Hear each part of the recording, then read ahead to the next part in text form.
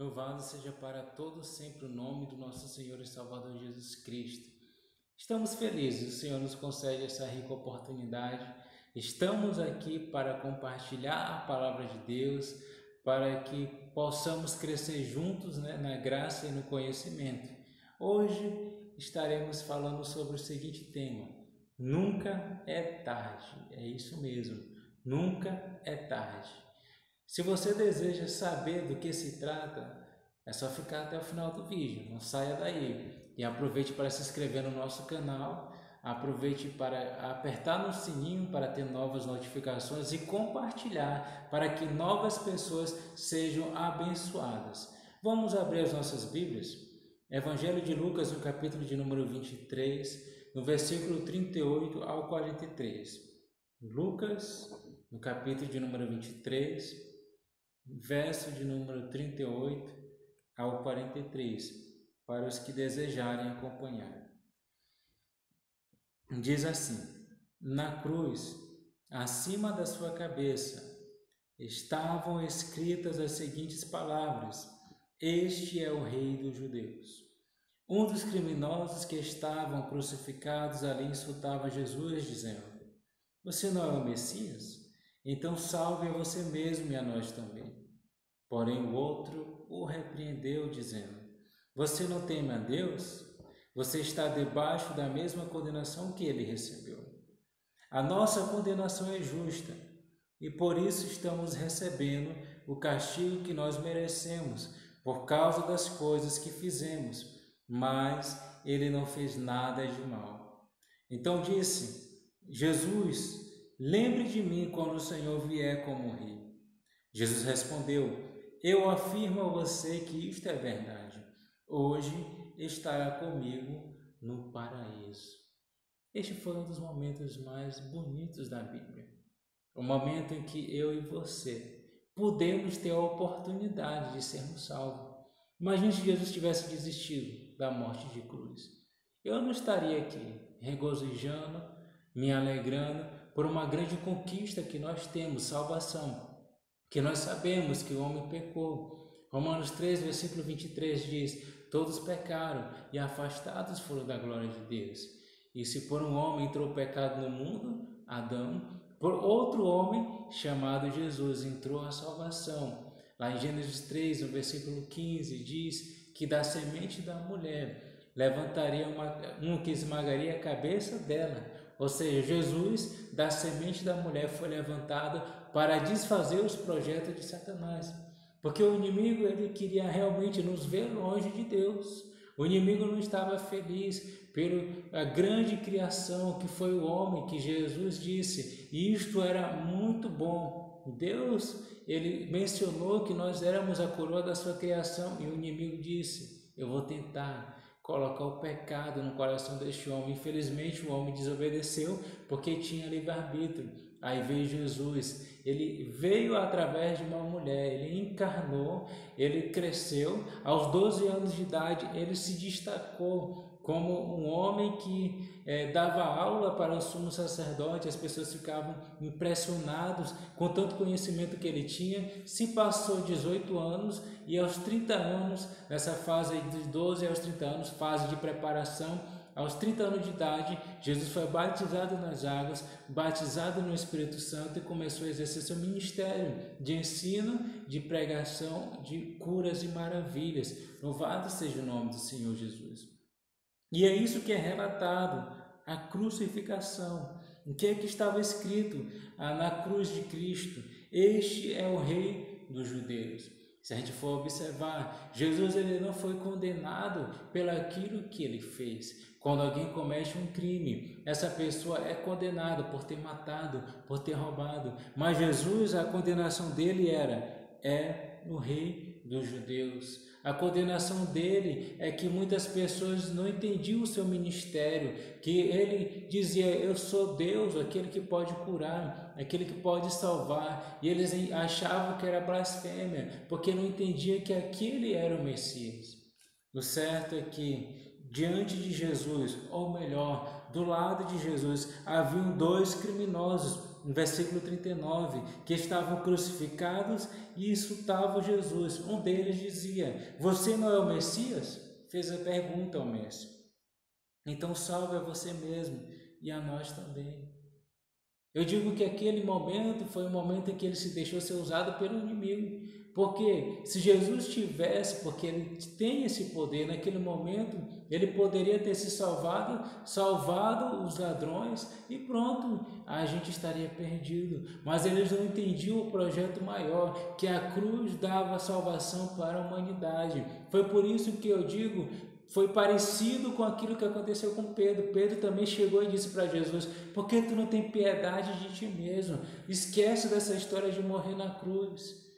Jesus, que conhecia os espíritos, repreendeu o espírito que estava usando a boca de Pedro e disse: para trás de mim, Satanás, porque você não conhece os projetos de Deus. Ou seja, eu preciso morrer na cruz. Isto não é uma coisa ruim, isto vai ser a melhor coisa que eu vou fazer pela humanidade. E você que está sendo usado pelo inimigo, eu repreendo a ele que está na sua vida e digo: eu vou cumprir esse propósito para que muitos sejam salvos. E Jesus cumpriu a prova que ele está na cruz e ele está do lado de dois ladrões. Nós entendemos que a cruz no meio estava Jesus e na sua direita e na sua esquerda haviam dois salteadores. Eu quero que nós possamos perceber o que levava alguém a ir numa cruz. Em Deuteronômio, no capítulo 21, versículo 22 e 23, vai nos fazer perceber exatamente essa questão. Se um homem culpado de um crime que merece a pena de morte, bem aqui para o final do versículo vai dizer: maldito todo aquele que for pendurado no madeiro. Nós vamos observar que para chegar numa cruz não era um crime simples, era um crime grave, gravíssimo. Talvez aqueles homens tivessem matado, talvez aqueles homens tivessem feito tantas coisas que tinham sido reprovados pela humanidade inteira daqueles dias e estavam numa cruz sendo maldição. Se eu fosse fazer uma comparação, era a pior pena de morte que alguém poderia, naqueles dias, ser condenado. Não havia mais nada que ser feito para aqueles homens. E um deles repreendeu e disse assim: você não teme a Deus? Você está debaixo da mesma condenação que ele recebeu. A nossa condenação é justa. Ele reconheceu. O primeiro não reconheceu nem o sacrifício de Jesus. O segundo ladrão estava dizendo: nós fizemos coisas graves, eu reconheço isto. O que é isto? Reconhecer. Reconhecer é arrependimento. Era isso que aquele salteador estava vivenciando. Ele disse assim: estamos recebendo o castigo que merecemos por causa das coisas que fizemos, mas ele, Jesus, não fez nada de mal. Jesus não tinha condenação, ele não fez. Ele foi crucificado, não foi por aquilo que ele fez, porque realmente ele não fez nada. Ele foi crucificado por aquilo que ele era, porque Jesus é o rei dos judeus.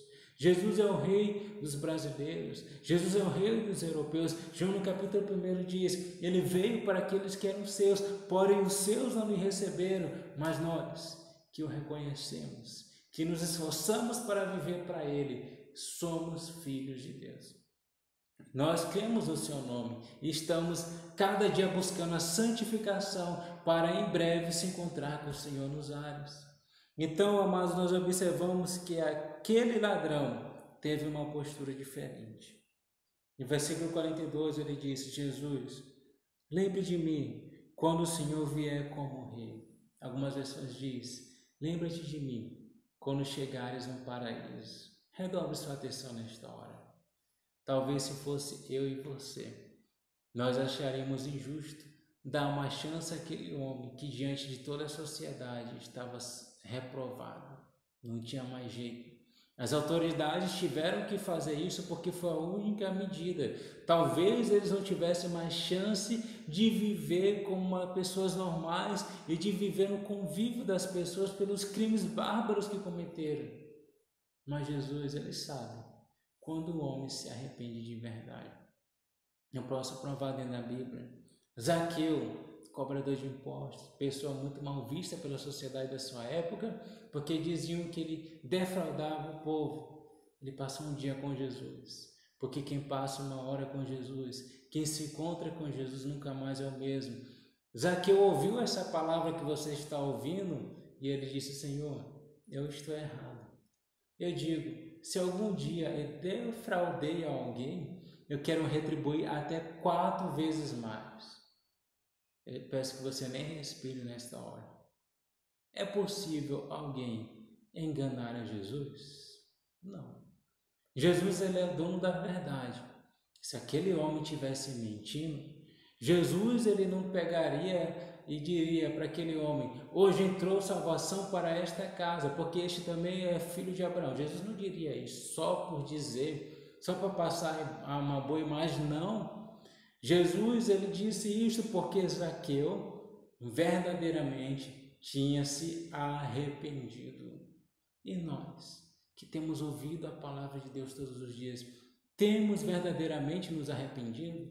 Porque Pedro, ele pensou que ele já tinha vivenciado o arrependimento e ele disse: Jesus, se for necessário, eu morro por você. Jesus, que sabe de todas as coisas, disse: Pedro, tu vai morrer por mim? Eu te digo uma verdade, antes que o galo cante 3 vezes tu me negarás. Jesus sempre falou a verdade e Jesus sempre disse a verdade aos homens. E foi o que aconteceu. Pedro o negou. Depois Pedro se arrependeu, porque Jesus não desistiu de Pedro, como não tem desistido de nós, e Deus cumpriu o propósito, que era tornar Simão Pedro um ganhador de almas, um homem equilibrado. Então nós vamos ver que Jesus viu o arrependimento em Zaqueu, e dentre esses 2 salteadores, o único que se arrependeu foi aquele que reconheceu. Quem foi que ele reconheceu? Ele não está aqui por aquilo que ele merece, porque ele não fez nada. Ele não é digno de estar aqui entre nós, ele não fez nada de ruim. Nós merecemos, eu errei. A coisa mais bonita do homem é quando ele reconhece diante de Jesus o quanto ele é pecador, o quanto que ele é frágil. Quando este homem reconhece de coração, ele vai ouvir as seguintes palavras do Mestre: eu afirmo a você que isto é verdade. Hoje você estará comigo no paraíso.